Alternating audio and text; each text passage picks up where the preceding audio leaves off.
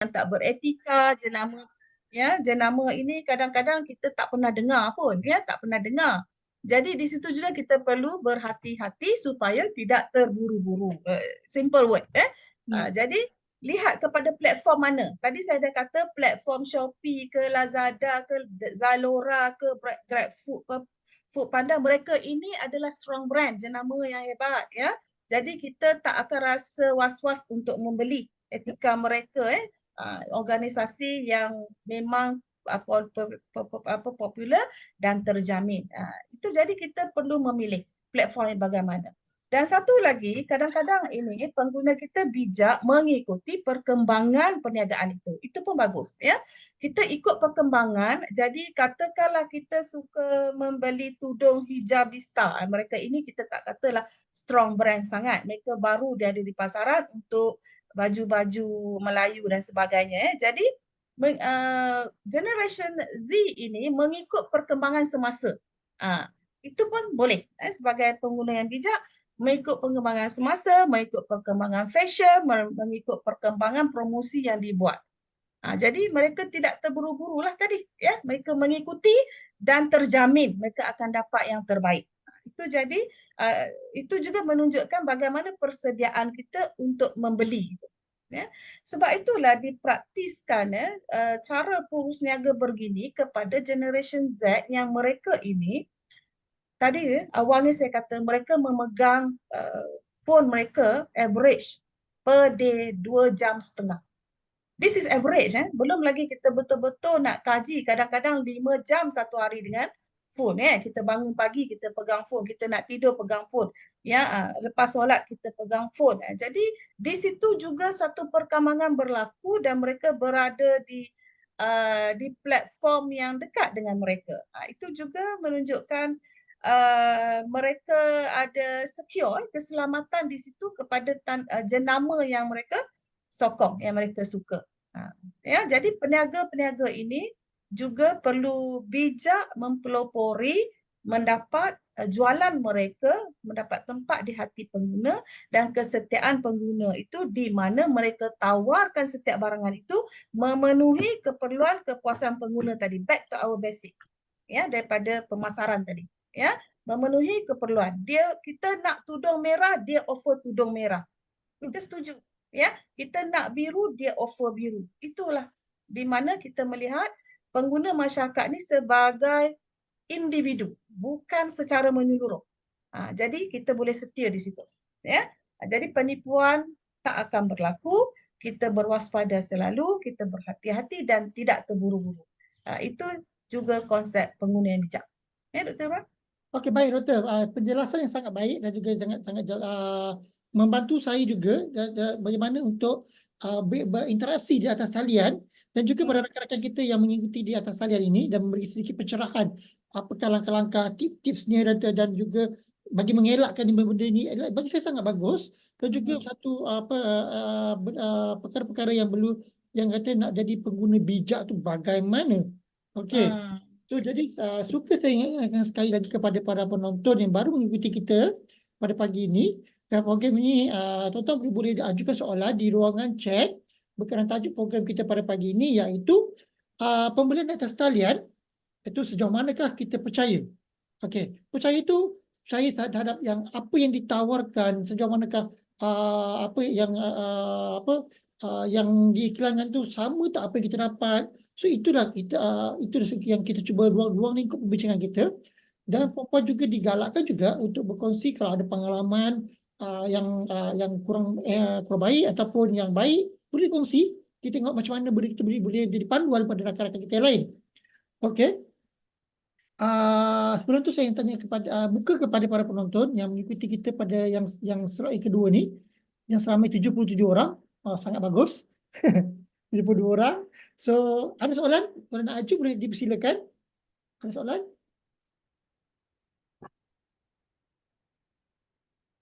Ada ke? Kalau tak ada, saya ada soalan lagi. Okey, saya ada soalan nak tanya doktor lah kan. So, kalau kita tengok lah doktor tadi kita bercakap dengan kepercayaan dan kesetiaan royal. Okey. Kan?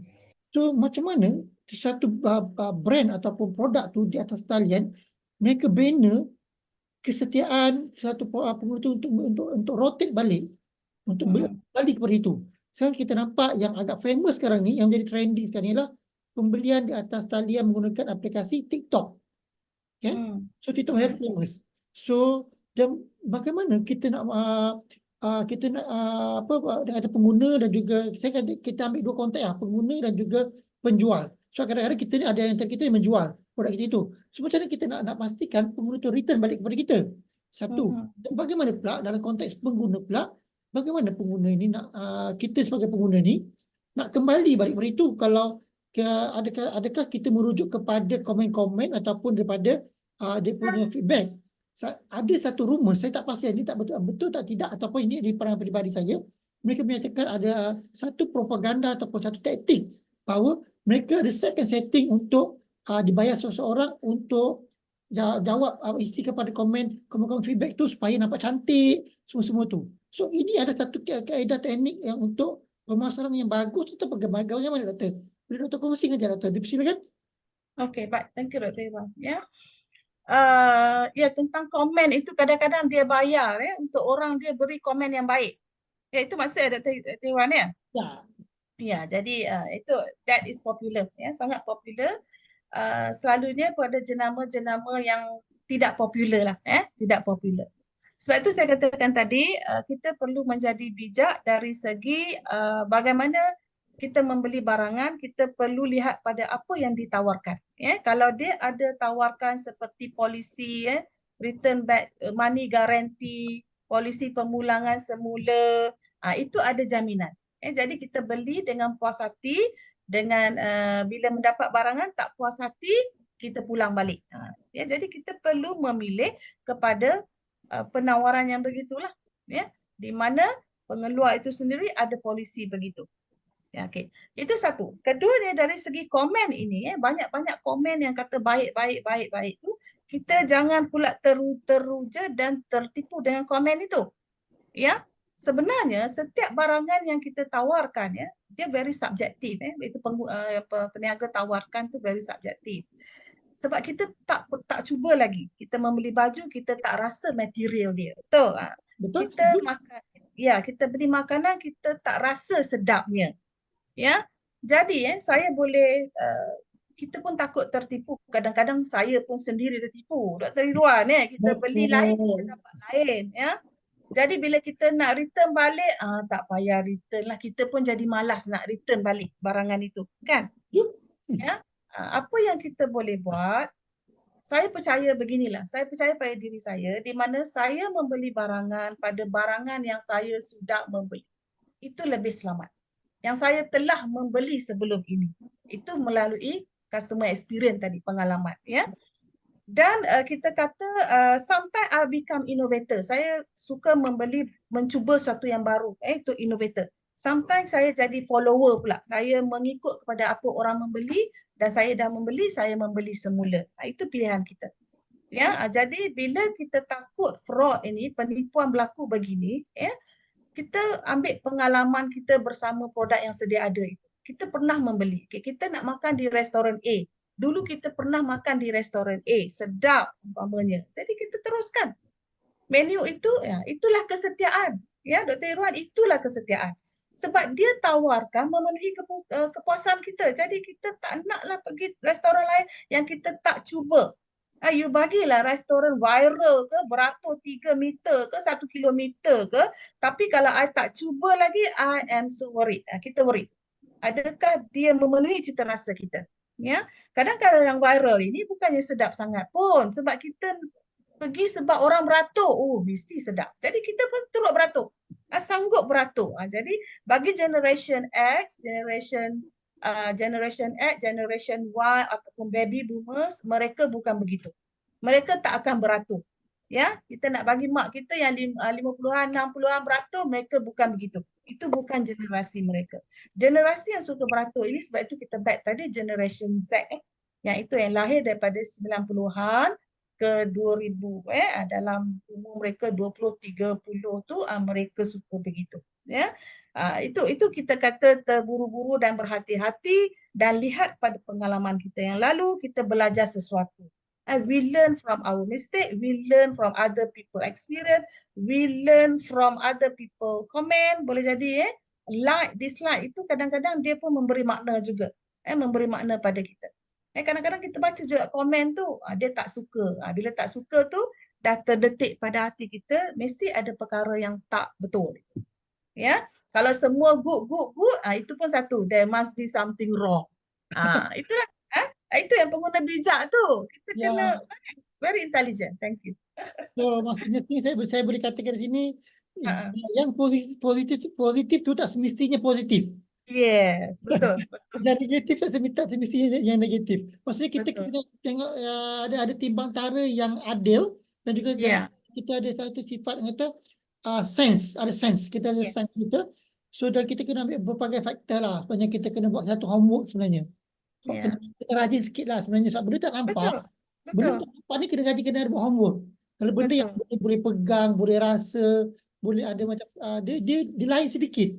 Macam customer kita disebut tadi kan, kita punya penonton dia kata dia lebih suka bentuk fizikal sebab saya rasa sebab dia dapat enjoy the feeling of the product tu sendiri.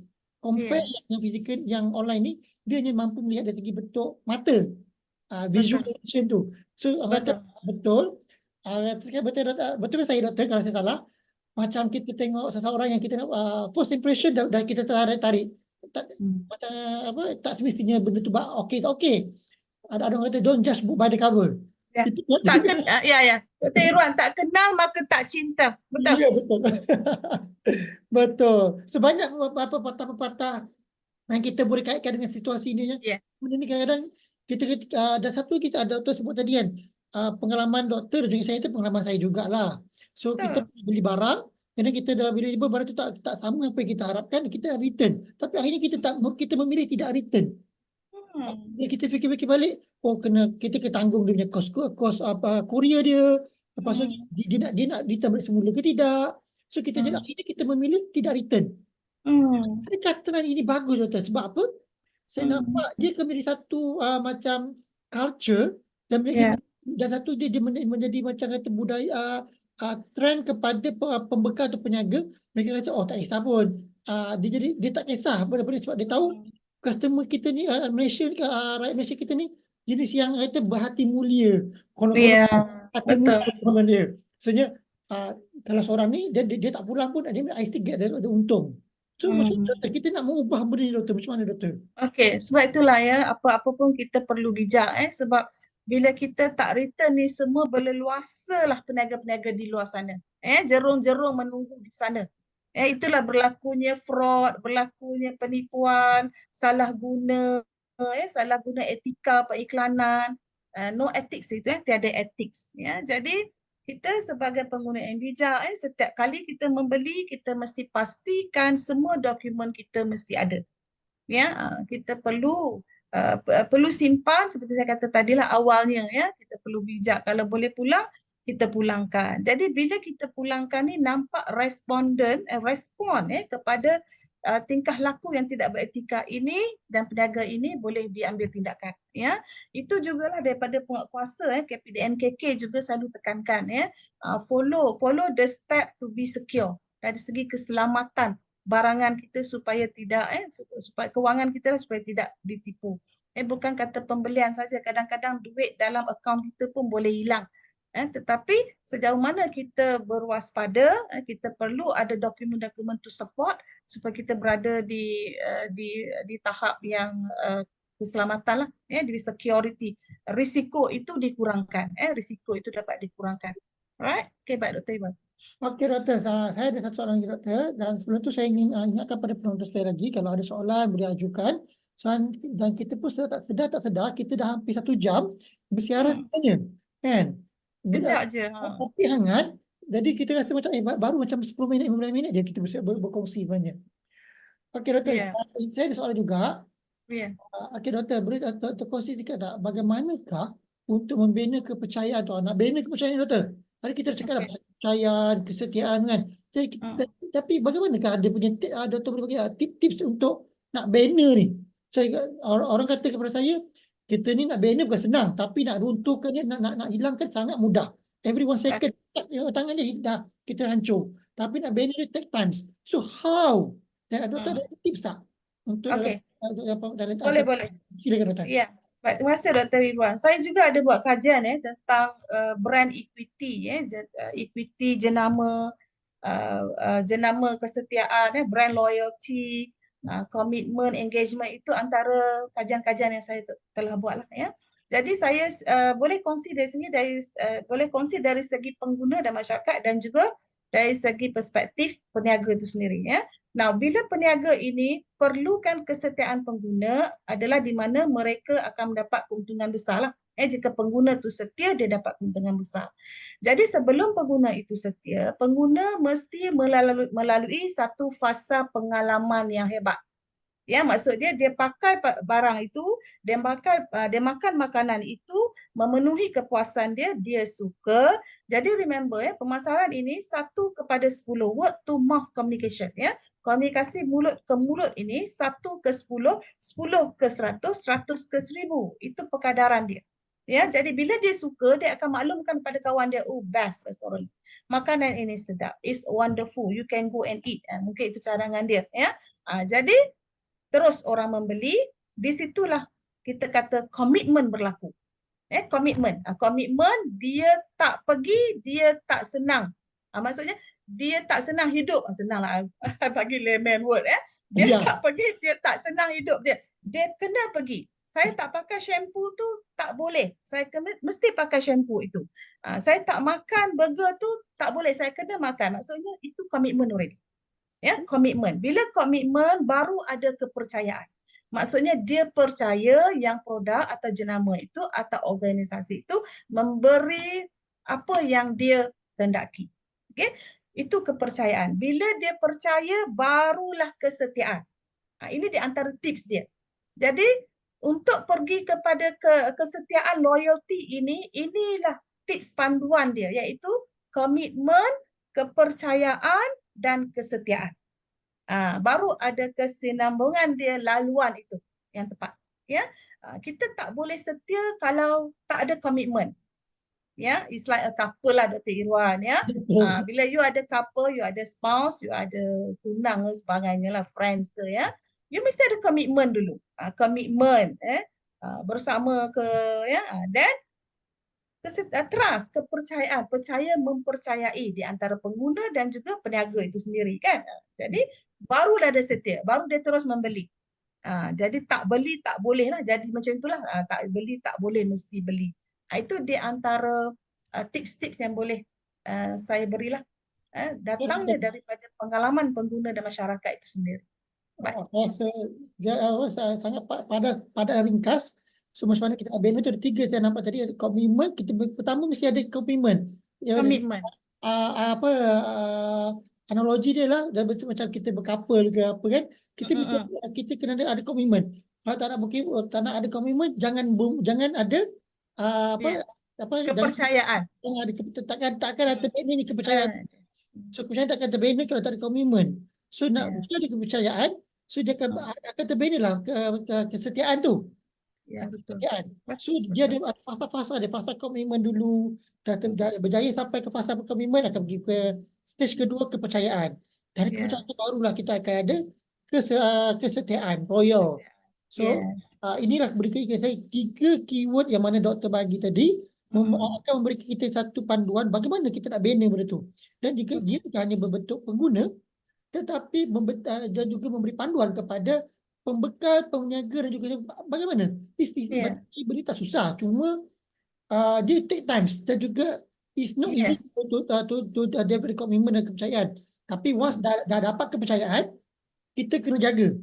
Betul. Betul. Kita need to willing to take care, jaga. Sebab ada setengah peniaga ni dapat kepercayaan dan mula tinggalkanlah, dia buat benda lain. Betul. Ya, itu yang benar-benar. Sebab tu peniaga ini dia lebih dia mesti memberi apa yang pengguna perlukan. Jadi pada masa ketika itu, 2 tahun lepas kita perlukan produk itu cara lain. Tahun ini kita perlukan produk itu cara lain. Jadi itulah pembaharuan mereka untuk stay to be a strong brand.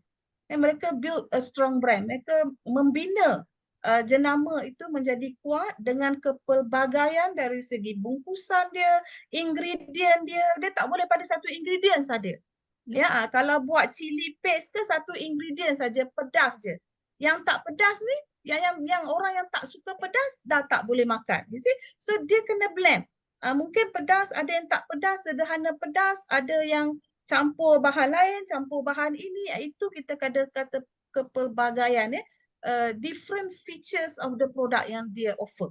Jadi itu bila dia buat begitu, dia memenuhi cita rasa pengguna masyarakatnya secara keseluruhan, ya dia akan berada di tempat yang betul, right track to become a very established company.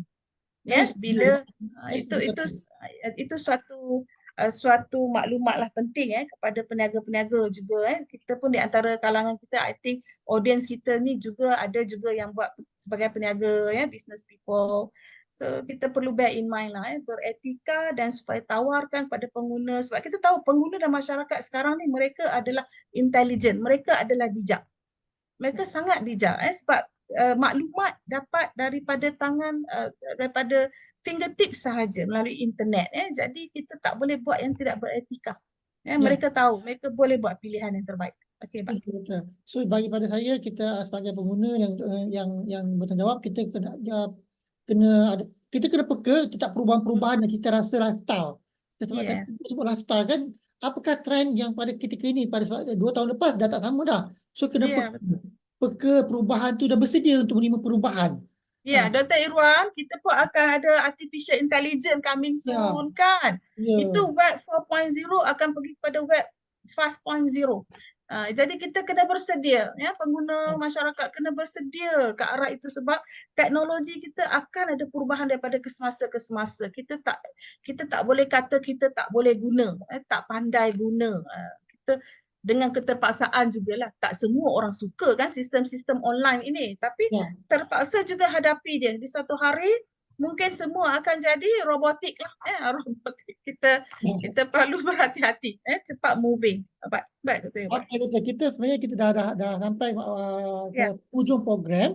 So sebelum kita nak mengakhiri kita punya perbincangan yang hangat dan juga menarik ni, so boleh tak Doktor rumuskan atau memberi sikit pandangan Doktor, dan kongsikan juga kepada penonton atau pendengar kita pada hari ini, bukan tajuk perbincangan kita ini, bagaimanakah pandangan Doktor boleh menjadi panduan kepada mereka dalam bentuk yang kata yang ringkas dan juga kata dia is benda yang saya nak tahu sebenarnya. Boleh Doktor rumuskan Doktor. Terima kasih Doktor. Okey, baik. Kita rumuskan di sini saya ingin rumuskan bila kita melihat trend membeli belah ini secara dalam talian ini dah menjadi satu norma yang baru. Satu norma yang baru, kita telah familiar, kita selesa dengan norma ini, dan juga ini juga mendorong juga banyak industri perniagaan ke arah iaitu mereka berniaga secara dalam talian. Mereka ada, kita panggil, mereka ada juga premis mereka dan mereka juga ada premis online mereka. Itu mereka mencakupi kedua keperluan pengguna dan masyarakat. Ada masyarakat yang pergi ke arah konvensional, ada masyarakat juga yang suka kepada online. Jadi boleh saya rumuskan di sini, kita sebagai pengguna dan masyarakat mesti lebih peka kepada perubahan ini dan bersiap sedia. Bersiap sedia supaya kita lebih berilmu, menimba ilmu daripada semasa supaya kita ada pendedahan yang meluas apa-apa yang berlaku di negara kita ke di luar negara ke, kita peka dan kita boleh hadapi perubahan itu. Jadi dengan itu juga saya juga advise, nasihat saya kepada pengguna, kita perlu bijaklah dalam berbelanja juga. Kita tahu our lifestyle sekarang ini dengan keadaan ekonomi yang tidak stabil, political juga tidak stabil. Kita mesti berhati-hati dan apa yang kita belanjakan mesti value for money, worth for money. Apa yang kita membeli, kita puas hati baru kita membeli. Jangan kita dah membeli baru kita rasa tak puas dan puas hati. Kita mesti sebelum membeli tu ada perasaan worth money value, perasaan puas hati itu. Baru kita buat tindakan membeli. Itu adalah pengguna yang bijak. ya, supaya kita dapat menilai kewangan kita dengan baik, ya. That is berbaloi lah, apa-apa yang kita belanjakan berbaloi dan juga untuk kehidupan kita lah masa hadapan, ya. InsyaAllah Dr. Irwan. Ya, Doktor, saya rasa satu rumusan sangat padat dan saya suka Ya, satu yang buat tadi ada work to money. Saya worth. work to money bagi saya kita kena ada sebelum buat pembelian tu kita rasa berbaloi tak dan Ya, perlu tak kita membeli. Ada satu lagi, adakah satu benda apakah benda itu kehendak ataupun keperluan. Kita ya betul. kadang-kadang kita ni bila ditawarkan ni kita jadi terus menjadi betul dalam bentuk kehendak bukan keperluan. So bila Hmm. bila dia kehendak tu nampak je benda tu kita nak je. Patutnya ada sedikit kriteria yang panggil ataupun sifat tu ialah kita kena membezakan ini kehendak ke ataupun keperluan kita. Kalau keperluan yes kita beli. Tapi kalau kehendak kita mungkin dari segi harga dia punya level of keperluan tu mungkin tengok dia rendahkan lagi. Itu saya rasa. Betul, betul. Okey doktor, terima kasih juga apa perkongsian hari ini yang sangat-sangat bagus dan juga membantu saya dan juga rakan-rakan kita yang mengikuti program kita pada hari ini. Suka sekali Pak. saya ingatkan kepada para penonton bahawa program ini dianjurkan oleh Persatuan Ekonomi Pengguna dan Keluarga Malaysia yang lebih dikenali sebagai MEKFI. Persatuan ini terbuka kepada semua ahli akademik dan juga pada ahli biasa lain untuk menjadi ahli. So kita kalau boleh mengikuti kami di website yang itu di website MAFI. Untuk tahu lebih lanjut, kami di Persatuan MAFI ini juga ada jurnal-jurnal yang kita terbitkan, ada maklumat-maklumat yang kita kongsikan, program-program yang kita laksanakan, dia berbentuk advokasi. So kita ada kongsikan, boleh dapat maklumat lanjut. Okey, baik doktor, saya rasa kita dah sampai ke penghujung rancangan. Terima kasih Okey. banyak-banyak doktor, Profesor Madia, Doktor Rosita Naina daripada Universiti Teknologi Mara, Shah Alam, yang sudi berkongsi kita pada hari Jumaat ini. Dan semoga yang perkongsian ini dapat membantu dan juga menjadi panduan dan juga pada hidup kita dan juga bermanfaat kepada semua. Semoga kita dapat berjumpa lagi pada masa yang sama, hari yang sama, tarikh yang berbeza. Sekian, terima Baik. kasih. Yang buruk itu daripada saya, yang baik itu daripada Subhanahu wa taala. Assalamualaikum. Jumpa lagi. Salam. Baik. Terima kasih Dr. Irwan. Terima kasih. Boleh tak kita bergambar sekejap? Ya betul. Ramai-ramai. On kamera sekejap. Ramai ni, dalam 80 lebih lagi. Terima kasih semua yang masih mengikuti kita dah round kedua. Gambar 1, 2, 3. Okay. Smile. Okay.